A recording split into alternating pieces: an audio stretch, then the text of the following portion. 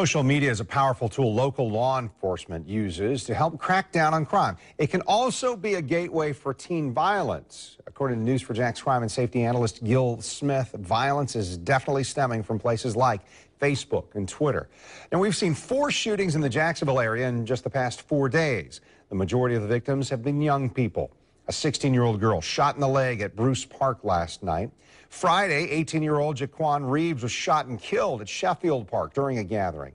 A 19-year-old male also shot and is recovering. And before that, Thursday, a 16-year-old male is suspected of firing shots at a school bus near 118th Street on the west side and injuring 2 teenage girls riding that bus. JSO believes at least one of these shootings are gang-related. A News4JAX viewer sent us this graphic, still frame of posts on social media in reference to the shooting death of one of those teens killed. We had to blur parts of it because of the language. Channel 4's Heather Lee spoke with Gil Smith about the problem. Heather?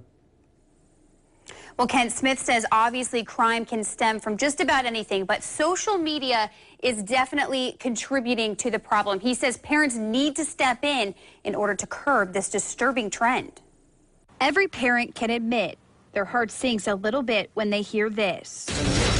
News4JAX starts right now with a breaking news alert. Especially in Jacksonville, where the Duval County School District Superintendent complains crime is running rampant and kids can't even be kids. This is obviously a very upsetting situation for parents who are just arriving to the scene. Last Thursday, 2 girls were hit by gunfire inside this bus. The accused shooter, 16-year-old Edgar Robles, is still out there. After the incident that occurred last week on the bus, people are now watching it more, it seems like, and more concerned about things that they're saying. Before, they might read about a fight or something and maybe ignore it. Now they're thinking, well, we could have the same incident occur. News4JAX crime and safety analyst Gil Smith says parents should keep an eye on their kids' social media pages. That means paying attention to who they're talking to and what they're posting. Above all, he says threats of any kind need to be reported.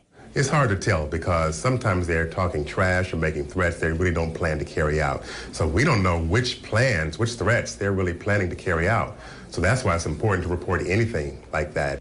Smith says sometime between July and August of 2014, teen violence began to spike. He says that was around the same time Sheriff Rutherford ended Operation Safe Streets. He hopes with Operation Ceasefire coming back, things will start to calm down, but says the time of year could also pose a problem. Hopefully, if parents will step up more and work with law enforcement, this can decrease because, like I said, the summer's coming up now, and kids are going to have a lot more time on their hands.